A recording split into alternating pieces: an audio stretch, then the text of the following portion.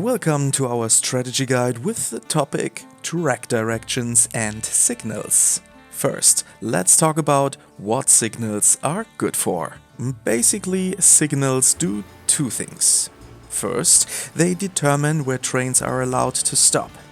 Outside a station or a supply tower, trains may only, and really only, stop at signals. So if a train has no long stretch ahead of it, it only sets off if the section to the signal is guaranteed to be clear.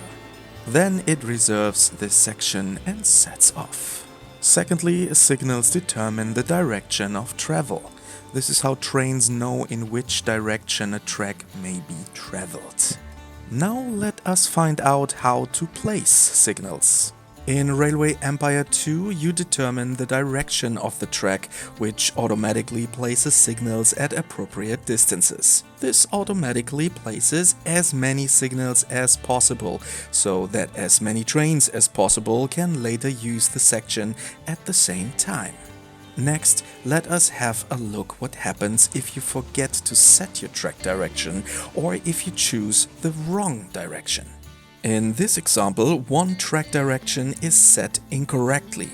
The train could not go from one station to another and back. Therefore, I cannot create the route. So I have to correct the track direction, then it works. Here we do miss a track direction. If I set up a route, it seems to work, but trains always take the shortest allowed route. In this case, however, the trains would use the same track for the outward and return journey. Conflicts would be inevitable. Some special cases to look out for during track construction. When we create track sections, like in this example, it is important that they are long enough to fit a long train on them.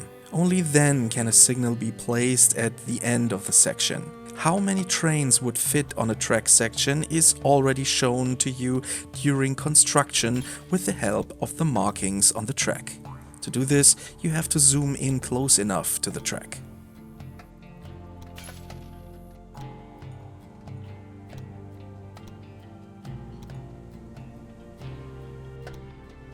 This example shows how I connect a single track to a double track. This only makes sense if only one train runs on the single track. Since the track has no direction, it also has no signal. So if a train uses this track, it has to reserve it completely. This can also lead to waiting times on the double track. That is why I'm making sure to expand the single track to a long enough double track close to the switch, so that the signals are getting placed there as well. Another example where signals are very useful: crossings. You can build tunnels and bridges over a track, but you can also build crossings when the tracks cross at a certain angle. To do this, you simply drag the track point onto the existing track. Again, we should be sure to add double tracks and track directions so that the signals are created at the crossing.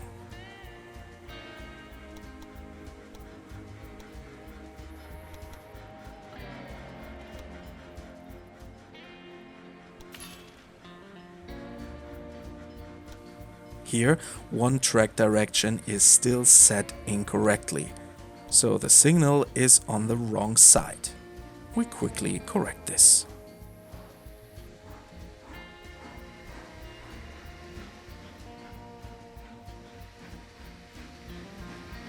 And now to our final topic for today: gridirons. If tracks have one direction, we obviously need turnouts so that trains can go there and back, because they have to be able to change tracks. In this example, I cannot add the station to my route because the train could not go there and back. For this, the gridirons have to be built.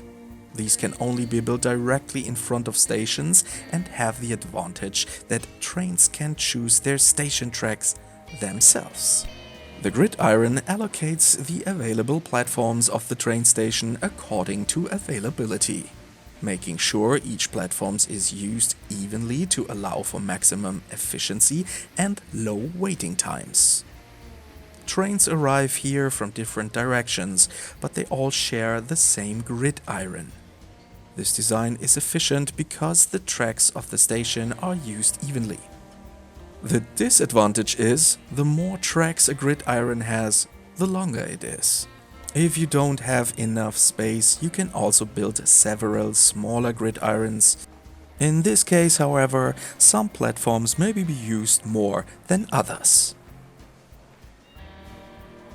So that's all for this Railway Empire 2 strategy guide, and don't forget to check out the official guides, which you can get as ebooks via Steam or as a complete physical version via the Bildner Verlag. And don't forget to like and subscribe to our channels like Calypso Live and Calypso Media.